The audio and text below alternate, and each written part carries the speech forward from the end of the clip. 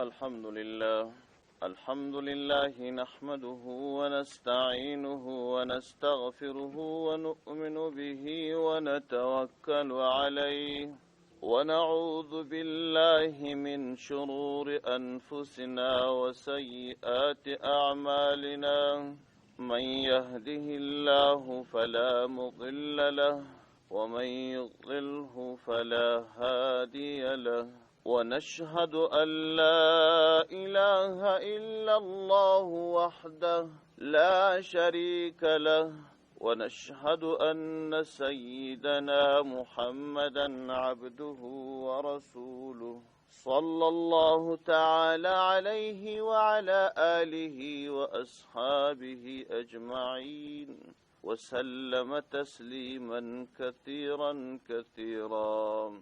د قرآن عظیم شان د ترجمه او تفسیر د مقدماتي درسونو یا د مقدمه د درسونو اړونده د دویم درس. په لومړني درس کې مو د قرآن عظیم شان ځینې فضائل بیان کړل. په ننني درس کې د قرآن عظیم شان ځینې د فضیلت وجې نورې بیانوو او بیا د قرآن عظیم شان د تلاوت ظاهري او باطني آداب یو څو محدود دي دا بیانوو. او په دې مقدماتي درسو کې به اتمن څه خبرې نورې هم وي یا د دې مقدمې څه درسونه به نور هم وي چې د قرآن د تاریخ، د قرآن د حرکاتو، قرآن د حروفو، د قرآن د جوړښت او نزول اړونده معلومات به پکښې وي.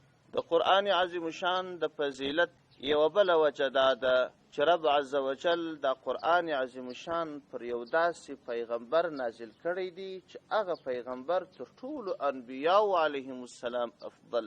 رب عز وجل د پیغمبر صلی الله علیه وسلم فضیلت په تکراری ځایو کې په قرآن عظیم شان کې بیان کړی دی، خو تر ټولو لوړه خبره الله عز وجل دا بیان کړې ده. پیغمبر علیه السلام ته فرمایي وما ارسلناک الا رحمة للعالمین.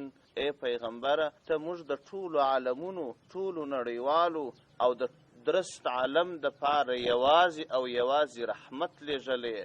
پیغمبر صلی الله علیه وسلم په ټولو انبیاو کې یوازنی پیغمبر دی چې د ده وجود او د ده راتګ دا رحمت دی د جماداتو د پاره، رحمت دی د نباتاتو د پاره، رحمت دی د حیواناتو د پاره، رحمت دی د انسانانو لپاره. دا درست مخلوقات چې الله پیدا کړي دي د هغو ټولو لپاره، حتی د مسلمانانو لپاره، حتی د کفارو لپاره. دا بیا یو ډیر وسیع بحث دی چې د درختو لپاره نو څنګه رحمت دی، د حیوانانو لپاره نو څنګه رحمت دی، د کافرانو لپاره څنګه رحمت دی. خو بیا هم په اجمالي ټکو کې به یې زه ووایم کله د قیامت ورځ راځي. د قیامت ورځ یو داسې حولناکه هیبتناکه ورځ ده چې دا غرونه څومره سخت دي. دا سخت غرونه به د ډیره زحمت او د ډیره غټه تکان د وجې څخه داسې سي لکه هغه شنل سوي او رنګ سوي وړۍ.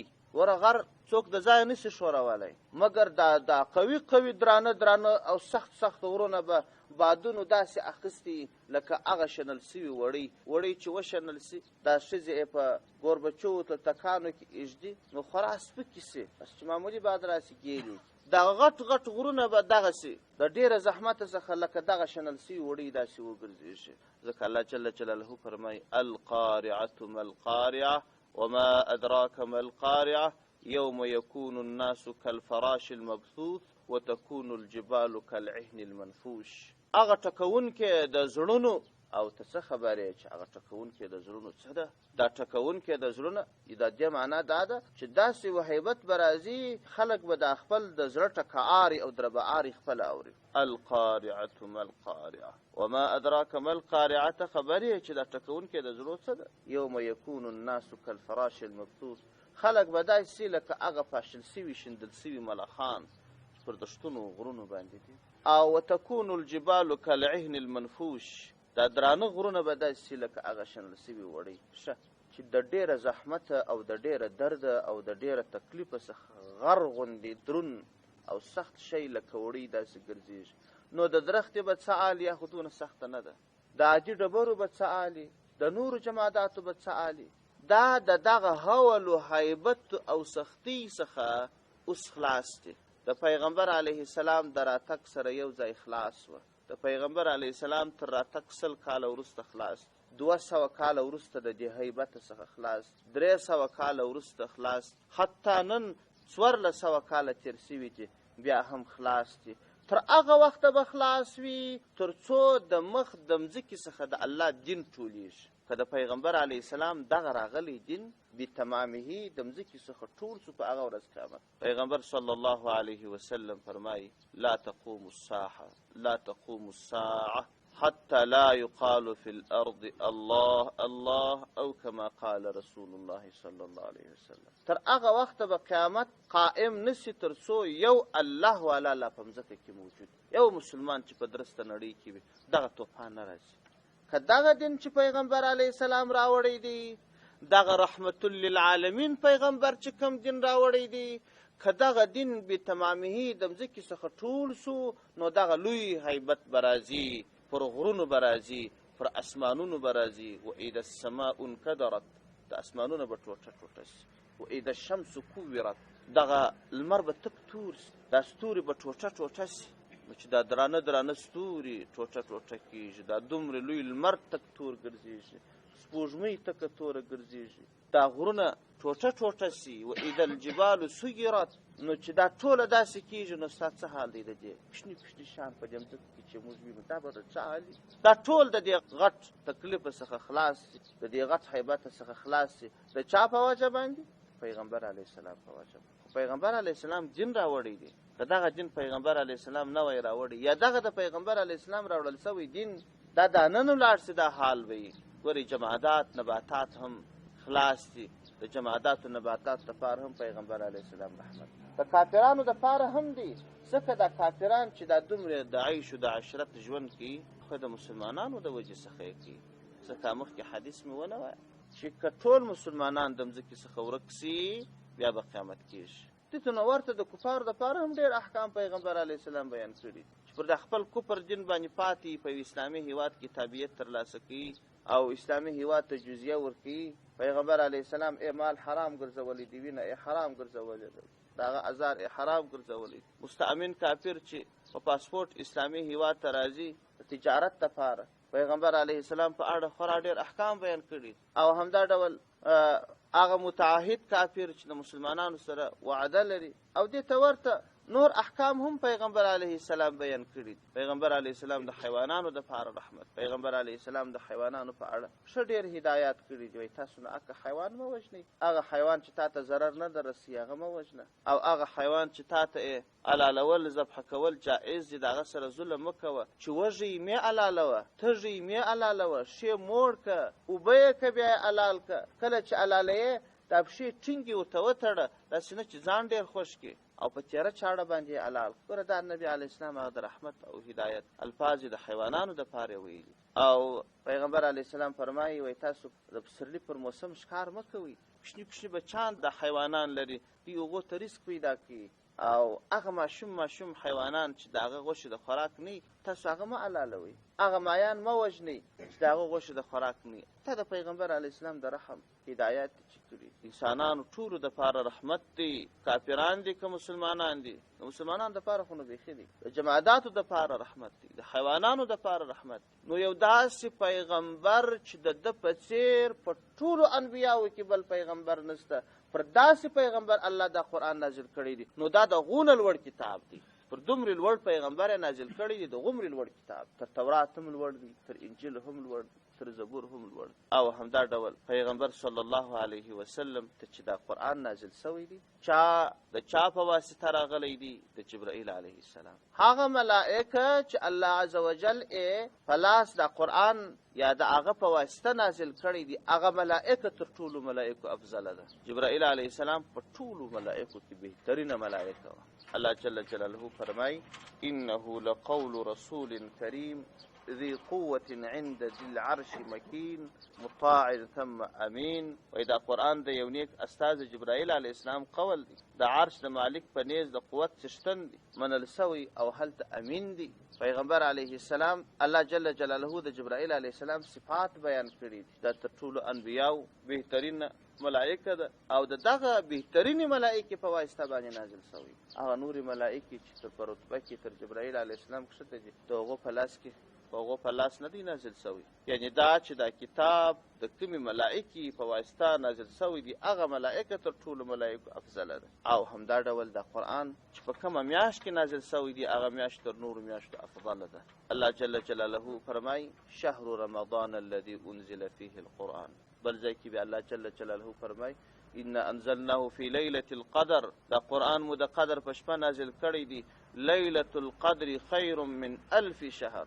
لیلة القدر یا شب قدر دا تر زرو میاشتو عبادت د دیوې شپې عبادت ثواب زیات لري. په دا یوه شپه د قدر چې ته عبادت وکړې تر زرو میاشتو عبادت ثواب زیات. نو الله جل جلاله په داسې شپه د قرآن نازل کړی دی او په داسې میاشت کې نازل کړی دی چې دا میاشت تر نورو میاشتو بهتره ده، دا شپه تر نورو شپو بهتره ده. حتما دا ښه کتاب دی. او همدا ډول دا قرآن عظیم شان چې په کومو پاڼو کې دی هغه پاڼې تر نورو پاڼو بهترې دي. ځکه الله جل جلاله فرمایي فی صحف مکرمه مرفوعه مطهره. وایي دا قرآن په داسې پاڼو کې دي چې مکرمې دي او لوړې او پاکې دي. داسې پاڼې دي قرآن دا ورکې او دا پاڼې دا هم بهتري او سپېڅلي دي. د هغه بلګونه دي، د هغه پاڼې دي، دغه پاڼې د قرآن عظیم شان که چیرې قرآن نه وي ورباندې لیکل شوی خلک یې عزت نه کوي. د هغه پلاستیک دي، خلکو ګډوډ ځینې جوړه کړې ده، د هغه پلاستیک څخه په تشناب کې پروت وي. مګر هغه پلاستیک چې بیا دا د ریل جنې جوړ شو مسجد کې خلکو ایښی دي. تخته ده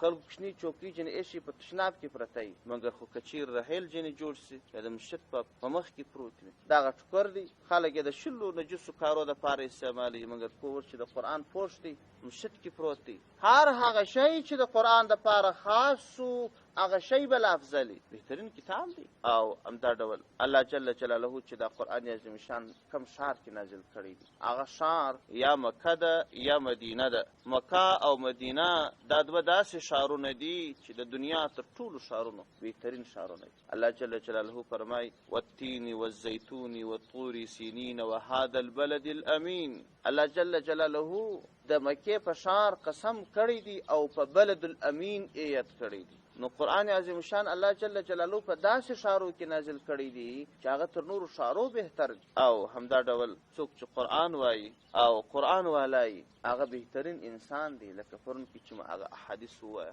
پیغمبر صلی الله علیه وسلم فرمایي خیرکم من تعلم القرآن وعلمه. خیر په تاسو کې هغه څوک دی چې قرآن زده کي او نور ته یې وښیي. قرآن ویونکي، قرآن زده کوونکي، قرآن و بل چاته زده کوونکي دا تر نورو خلکو خیر دی. نبی علیه السلام وایي غوره دی. او بل امتیاز دا د قرآن دا دی چې دا نور آسماني کتابونه چې دي په هغو کې تغییر او تبدیل راغلی. ځکه د هغو د حفاظت وعده الله جل جلاله نه ده کړې. د هغو په اړه باندې راځي یحرفون الکلمه عن مواضعه. هغوی به په دې خپلو کتابو کې تغییر او تبدیل کاوه. دا کلمې به یې تغیرولې د یوه ځایه بل ځای ته. لاسوانه یهود و نصاراو پکښې کول په خپلو کتابو. قرآن عظیم شان یوازینی کتاب دی چې الله جل جلاله یې د حفاظت وعده کړې ده. انا نحن نزلنا الذکر و انا له لحافظون. موږ دا قرآن نازل کړی دی او موږ یې ساتو. دا بهترین کتاب دی. د هېڅ کتاب په ټوله مځکه کې په ټوله دنیا کې الله د حفاظت تضمین نه دی کړی خو د دې قرآن تضمین یې کړی. هر وخت چې هر چا کوشش کړی دی چې قرآن ورک کړي نه دی ورک کړی. ستا په فکر باندې چې د دنیا کفار دا دونه غټ غټ قوتونه لري او دا دونه ډېرې پیسې لري او د مسلمانانو سره په سوو کلونه جنګونه کړي. دوی به د دې دپاره کوشش نه یې کړی چې دا قرآن ورک کړي یا په دې کې تغییر و تبدیل راولي. وکړی مګر تر پایه پر دې باندې نه دي توانېدلي چې په دا قرآن کې یو حرف تغییر لا راولي. په هندوستان کې چې د انګریزانو حکومت بیا د هندوانو حکومت رالی کوشش یې وکړي چې قرآنونه ټول حکومت اعلان وکړي چې ولاړ شي په کورو کې تلاشي وکړي هر ځای چې مو قرآن پیدا کړي واخلي. په هر مسجد کې چې مو پیدا کړي په بازار کې بند کړل. کله چې قرآنونه ورکېدل د هندوستان مسلمانانو نورو ښځو لویو او کوچنیانو ټولو حفظ ته ملا وتړه. سپین ږیرو هم قرآن یاد کړي، ځوانانو هم یاد کړي، ښځو هم یاد کړي. پخوا به په کتابو کې و اخر د دوی په سینو یو عالم ورغلی هغه ګورنر ته وویل چې د سینو څخه به یې څنګه باسه، د مسجدو څخه دې وایستي، د کورو څخه دې وایستي، اوس د دې ټولو خلکو په سینو کې دی قرآن دی دونه عام سو. اخر هغه عاجز سو. او حتی یو روایت کې راځي حجاج بن یوسف دا ډېر لوی ظالم د عبدالملک بن مروان د هغه قومندان په امت کې په مسلمانانو کې خصوصا د صحابه و زمانې ته نږدې په واکمنانو کې هیچا دونه ظلم نه دی. صحابه یې شهیدان کړل، د عبدالله ابن زبیر رضی الله عنه سر یې ورپرې کړي، په دار یې وځړي، ډېر عمر په دار ځړېدي، هیچا دا جرأت نه سوی کولی چې د الله د سپېڅلي صحابي د داره راکښته کړي. او سعید بن جبیر رحمت الله تعالی علیه تابعي و، دا یې شهید کړي، ډېر د لوړې درجې تابعي و. او همدا ډول نور صحابه یې شهیدان کړل. مکه مکرمه یې وسوځل، په منجنیق یې وویشتل، د دیوالونه یې ور ونړول، د سره څخه یې برته جوړه کړه، ډېر کارونه یې وکړل. د دې دومرې ظلم سره یو روایت کې راځي، وایي د هغه ښار خلک چې موسی علیه السلام او خضر علیه السلام ورغلي وه او د دې ښار د خلکو څخه غوښتنه کړې وه چې موږ ته ډوډۍ راکړه. هلته په 14مه سپاره کې الله عز وجل قصه بیانوي، فابو، هغو خلکو دوی ته ډوډۍ ورنه کړل، فابو، انکار یې وکړ. نو د هغه کلي خلک راله، حجاج بن یوسف ته تمه پیدا سوه چې دا دومرې ظالم دي، صحابه یې هم شهیدان کړل، مکه یې هم ورنړول. ده ته وویله چې د قرآن عظیم شان فقط دغه یو توري په ابو لفظ د پعتو په لفظ واړوه، دا زموږ دپاره شرم دی، دا زموږ ښار په ټوله دنیا کې بدنامه دی. وایي د الله 2 پیغمبران ورغلل، د ادرس کلي څخه یې ډوډۍ وغوښتل، د ادرس کلي ډوډۍ ورنه کړل، دا زموږ دپاره عیب دی. فقط دا د په ابو لفظ واړوه. د انبیاوو د دې کلیوالا څخه ډوډۍ وغوښتل، کلیوالا نه کور، داسې ولیکه ور یې کړه. حجاج بن یوسف ورته وویل هر څونه ظلمونه چې مو کړي دي، مګر د الله په کلام کې یو حرف هم نسم بدلولی. تاسو میلمانه راغلي یاست، که میلمانه نه وای ما به تاسې وژلي وای. ور هغه دونه ظالم و، بیا هم الله جل جلاله په زړه کې دا ور اچولي وه، د قرآن یو حرف هم نه بدلاوي. دا د دې قرآن عظیم شان بل امتیاز دی چې الله جل جلاله ورکړی دی. نور آسماني کتابو دا امتیاز نه درلودی لکه دا آسماني کتاب چې لري. خیر خو دا د فضیلت وجوهات دي چې الله جل جلاله یا امتیازات دي، هسې خو بیخي ډېر دي. اوس راځو دا د قرآن عظیم شان ځینې آداب چې د قرآن عظیم شان دپاره دي، ظاهري او باطني آداب. د قرآن عظیم شان دپاره په ظاهري آدابو کې اول ادب دا دی چې کله څوک قرآن تلاوت کوي یا یې ترجمه کوي یا یې تفسیر کوي، کوشش به کوي اودس به تازه کوي. بدون اودسه قرآن عظیم شان ته لاس وړل دا نه دی جایز. البته که په پوښ وي، پوښ هم 2 ډوله دی، یو هغه پوښ دی چې متصل وي. اوس ګوره دا وقایه ده، دا هم د قرآن پوښ دی، خو دا په دې قرآن عظیم شان پورې مشتي دي. یو دا پوښ دی دا جلا، دغه جلا پوښ د دې سره که بیا اودسه سړی واخلي پروا نه کوي، او د دغه پوښ سره بیا اودسه اخیستل جایز نه دي. که څوک تلاوت کوي اودس به لري، او کوشش به کوي که چیرې ضرورت نه وي، استاذ نه وي یا معلم وي، مخ په پر قبله کښېني. البته که د درس و د تدریس په جریان کې یا یو چا ته موقع په لاس نه ورځي، په سفر کې روان پر موټر کې وي یا پر آس باندې سپور وي او یا دې ته ورته داسې ځای وي چې دی مخ پر قبله نسي کښېنستلی، پروا نه کوي. او دوهم ادب دا دی چې د قرآن عظیم شان د حروف چې وایي په دې کې به تلوار نه کوي، بلکې هغه حروف ادا به صحیح کړي، په ترتیل بیا وایي، یا به یې په حدر وایي یا به یې په تدویر وایي. دا د قرآن عظیم شان خپلې مرتبې دي.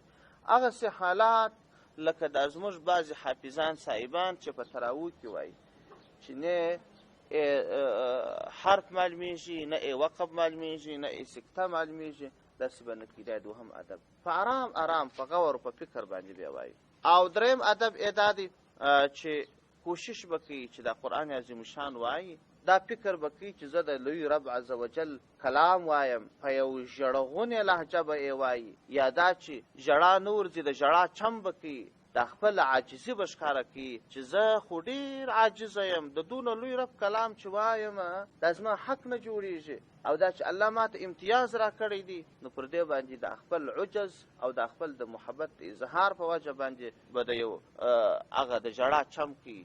او څلورم ادب ادا دی که چیرې د رحمت آیتونه راسي یا د عذاب آیتونه راسي، نو د هغو حق دی ادا کړي. د هغو حق ادا کول دا دی چې د رحمت آیتونه راله په هغه دې خوشحالي وکړي، د عذاب آیتونه چې رالل په هغه باندې دې اوښکې توی کړي او په ځان کې دې تغییر راولي چې د رحمت د آیتونو مصداق وګرځېږي، د عذاب د آیتونو مصداق ونه ګرځېږي. او همدا ډول بل ادب دا دی چې کله قرآن عظیم شان تلاوت کړي، داسې ځای به یې نه کړي چې هلته د ریا خطره راسي، داسې ځای به یې نه کړي چې هلته مسلمان ته ضرر ورسېږي. هغه بیدېږي یا مطالعه کوي، دی په زوره تلاوت کوي، د دې څخه به ځان ساتي. او همدا ډول قرآن عظیم شان به په ښکلي ښایسته اواز باندې وایي، خو هسې نه چې غزلې ځینې جوړې سي. د دا شیانو څخه هم نبي علیه السلام منع کړې ده چې د غزلو ډول سي، یعنې دا چې دغه اواز یا دا ښکلا دا که د حروفو د صحیح ادا تابع وي پروا نه کوي، او که چیرې دا حروف پر هغه رقم ورسره سموي څه رقم چې اواز سمیږي، څه رقم چې مقام سمیږي، دا بیا نه دی جایز.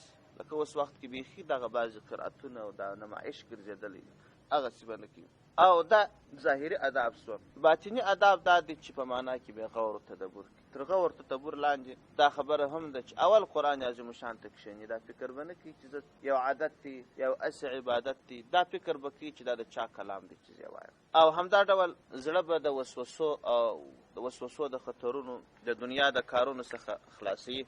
تلاوت دلته کوي، الفاظ دلته وایي، فکر یې په دکانو د دنیا په نورو کارو په هغه کې بندي هغه به نه کوي. او همدا ډول په معنا کې د غور و فکر کې یو روایت کې راځي، وایي پیغمبر صلی الله علیه وسلم یو شپه په لمانځه کې تلاوت کاوه، پر دې آیات کریمه باندې راغلی چې رب عز وجل فرمایي ان تعذبهم فانهم عبادک وان تغفر لهم فانک انت العزیز الحکیم.